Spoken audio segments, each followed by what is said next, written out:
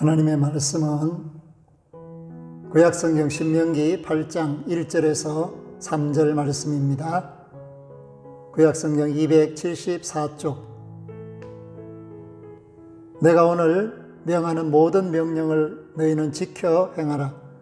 그리하면 너희가 살고 번성하고 여호와께서 너희의 조상들에게 맹세하신 땅에 들어가서 그것들을 차지하리라.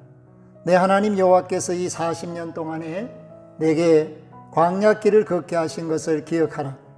이는 너를 낮추시며 너를 시험하사 내 마음이 어떠한지 그 명령을 지키는지 지키지 않는지 알려 하심이라. 너를 낮추시며 너를 줄이게 하시며 또 너도 알지 못하며 내 조상들도 알지 못하던 만나를 내게 먹이신 것은 사람이 떡으로만 사는 것이 아니요 여호와의 입에서 나오는 모든 말씀으로 사는 줄을 내가 알게 하려 하심이니라. 아멘. 하나님 은혜와 사랑 가운데 성도들이 평안하기를 원하고 모든 사람들이 행복하기를 원합니다. 그러나 우리가 원하지 않는 일들이 닥칠 때도 그 배후에서 역사하시는 하나님의 섭리를 깨달아 아는 것이 세상을 이길 수 있는 지혜로운 삶의 방식입니다. 그러므로 오늘 신명기 8장을 통해서 우리가 하나님의 음성을 들을 수 있는데, 그것은 하나님의 계획 속에서 출애굽한 이스라엘이 광야길을 걸었다. 그리고 그 광야길을 40년 동안 하나님께서 걷게 하셨다. 이렇게 말씀하시는 음성을 들을 수 있습니다. 사랑하는 성도 여러분, 우리는 코로나19 시대를 살고 있습니다. 왜 이런 일이 우리에게 벌어졌을까 짐작할 수가 없겠지만, 그럼에도 불구하고 오늘 말씀 속에 우리는 그 어느 정도의 답을 찾을 수 있습니다. 3절에 보니까 너를 낮추시며 너를 줄이게 하시며 또 너도 알지 못하며 내 조상들도 알지 못하던 만나를 내게 먹이신 것은, 오늘 우리에게 일어난 일은 정말 알지 못하던 일입니다. 알 수도 없고 또 이러한 일을 통해서 사람들이 낮아지게 되었습니다. 사람이 무엇이든지 다 할 수 있다라고 생각하던 그 교만이 낮춰지게 되었습니다. 그리고 이런 일이 많은 사람들로 하여금 물질의 줄임을 가져오게 하고 또 그로 말미암아서 한탄하며 어렵다, 힘들다 하는 사람들이 많아지게 되었습니다. 그런데 하나님께서 이러한 일을 하신 이유는 뭘까? 그것은 우리가 떡으로만, 물질로만 사는 사람이 아니고 하나님의 자녀다, 하나님의 말씀으로 사는 사람이다라는 것을 일깨워 주시기 위해서 우리의 교만을 내려놓게 하시고 우리의 자랑도 내려놓게 하시고 우리의 삶을 되돌아보게 하셔서 하나님께로 나아갈 수 있는 기회를 주신 것, 이것이 바로 광야길을 걷게 하시는 하나님이 오늘 이 시대에 코로나19를 통하여서 성도들에게 주는 유익이라고 할 수가 있습니다. 어느 사람이 고난을 좋아하겠습니까? 환난을 좋아하겠습니까? 예측하지 못하는 어려운 일이 생기기를 원하겠습니까? 그러나 오늘 광야길을 내 마음대로 걸었다면 그것이 고난이라고 할 수가 없습니다. 광야길을 걷기 싫은데 그것을 걷게 하신 분이 있어서 그 길을 걸었다. 그렇기 때문에 그 길을 걸음은 하나님의 뜻 안에서의 걸음이고 하나님의 뜻 안에서의 걸음은 의미가 있고 의미 있는 걸음은 겪고 나면 유익이 된다라는 것을 말씀하고 있습니다. 그렇다면 오늘 이 광야길을 걷게 하신 것을 우리는 기억해야 하는데, 코로나19 시대를 살게 하신 것을 기억해야 하는데, 이렇게 하실 때 우리는 어떤 유익을 얻을 수 있을까? 그것은 고난이 주는 유익이라고 할 수 있는데, 우리 자신을 다시 돌아보게 합니다. 낮아지게 합니다. 그래서 우리가 겸손한 사람이 될 수 있는 기회를 주십니다. 암을 전문적으로 진단하고 치유하는 내과 의사 선생님이 계시는데 그분은 전도할 때 나는 건강하니까 다른 사람들을 돌봐주십시오 이렇게 말하던 분이었습니다. 그러나 몇 년이 지나서 갑작스럽게 연락이 왔는데 자신이 암에 걸려서 위태하게 되어서 도움을 구한다는 것을 이야기합니다. 기도해 달라고. 그 만남 속에서 무엇을 깨달았는가? 그가 낮아졌다, 겸손해졌다. 그리고 자기를 의지하는 그 교만에서 벗어나서 하나님을 정말 의뢰하는 그러한 모습으로 사람이 바뀌게 된 것을 볼 수 있었습니다. 사랑하는 성도 여러분, 우리는 각각 아집, 고집 그것을 가지면서도 잘 알지 못하고 그 고집 속에서 아집 속에서 벗어나지 못하고 살 때가 많습니다. 야곱 같은 경우에도 다른 사람을 속이는 그 일이 결과적으로 그에게 엄청난 피해가 오고 환난으로 다가왔지만은 자신이 20년간 일하고 그 바단 아람을 떠나고 이제 고향으로 돌아가는 그 과정 속에서 에서를 만나게 되지 않습니까? 그런데 그 에서를 만날 때 그냥 가면 되는데 여러 가지를 생각합니다. 자기 생각 속에서 갇혀지게 되어서 처자를 먼저 야복을 건너게 하고 자신은 건너지 않습니다. 혹시나 하는 그 마음이 자기 생각이 결국 그를 사로잡습니다. 하나님은 그에게 건너가라 그렇게 말씀하시는데 그는 건너가지 않습니다. 그래서 결국은 밤이 맞도록 하나님과 씨름하는 모습을 볼 수 있는데 그가 환도뼈를 다쳐서 다리를 질질 끌게 되었을 때 건너갑니다. 사랑하는 성도 여러분, 이것이 바로 고집의 결과입니다. 아집의 결과는 비참함이 됩니다. 건강할 때 그냥 강을 건너면 되는데 그 강을 건널 수 없었던 야곱이 다리를 끌고 건너가는 그 모습 속에서 고난이 뭘까? 환난이 뭘까? 우리가 하나님 앞에 고집을 내려놓고 아집의 그 모습에서부터 벗어나서 온전히 주님을 의뢰할 때 브니엘의 경험을 하게 된다. 정말 하나님의 얼굴을 보는 것은 내 마음의 근심과 걱정이 완전히 사라지는 자유를 누리게 된다는 것을 말씀해 줍니다. 사랑하는 성도 여러분, 그렇기 때문에 이 환난이, 이 고난이 우리의 삶 속에서 매여 있던 것을 다시 돌아보게 함으로써 눈을 뜨게 합니다. 새로운 시각과 새로운 관점을 가지게 하고 지금까지 살아왔던 그 모든 것에 대해서 재평가와 점검을 할 수 있습니다. 그래서 환난이 우리에게 새로운 가치관을 형성하게 합니다. 이 땅에 있는 많은 사람들이 돈이나 지위나 명예나 권세나 쾌락에 사로잡혀 있고 그것이 살아가는 데 있어서 가장 좋은 것들로 착각하고 있습니다. 그런데 그가 갑작스럽게 사업에 실패하고 돈을 잃거나 지위에서 떠나게 되고 명예가 손상되고 권세를 잃고 쾌락이 아니라 육신의 건강도 잃어버리는 이런 상황 속에서 그 자신은 모든 것이 헛되다, 허무하다라는 사실을 깨닫게 됩니다.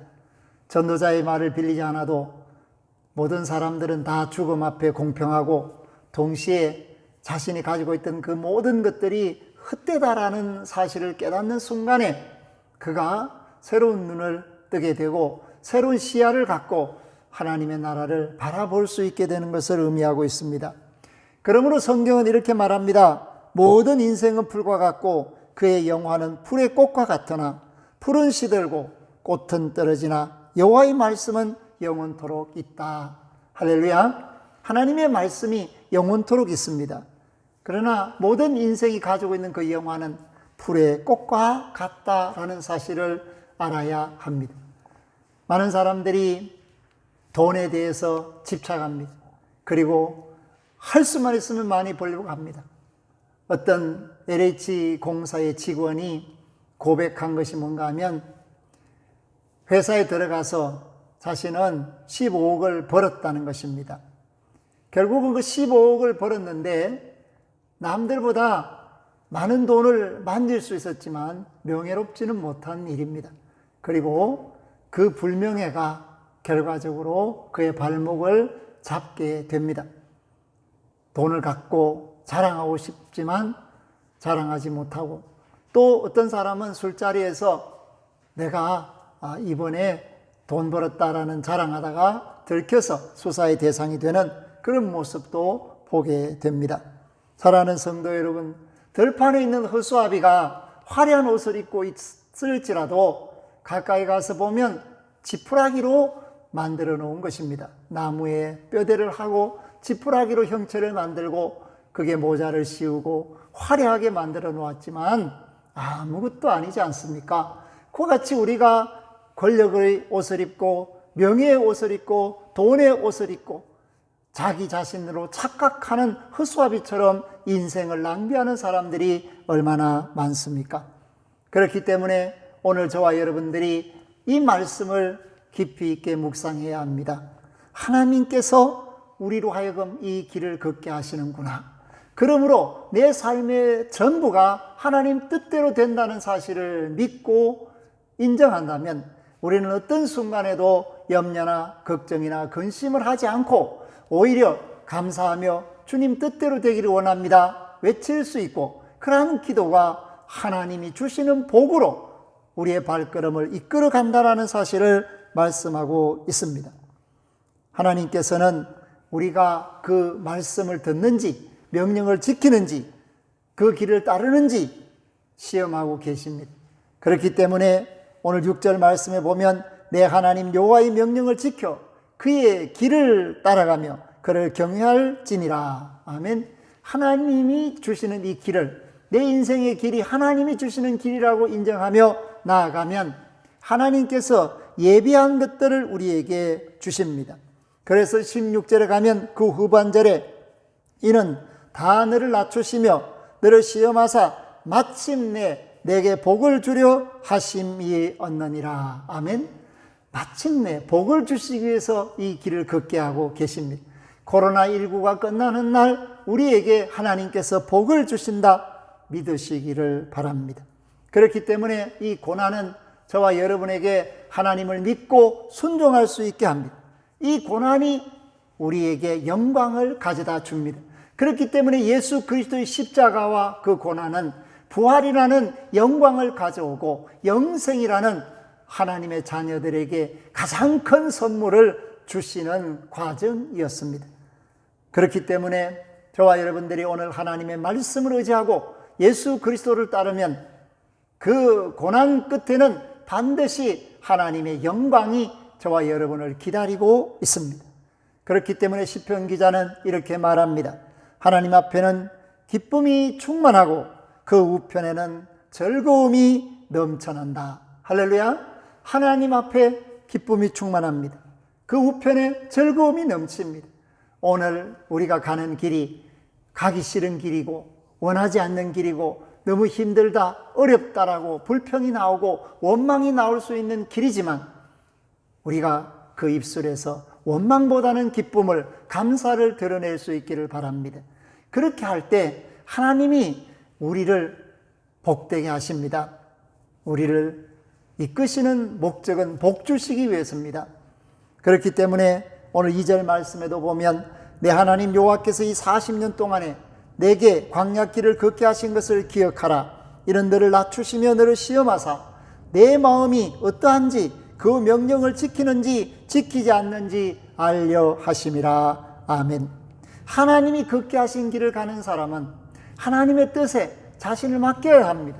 하나님 뜻에 자기를 맡기면 그 걷는 길은 결코 고달프지도 않고 힘들지도 않고 힘겹지도 않고 자연스러운 것이 됩니다.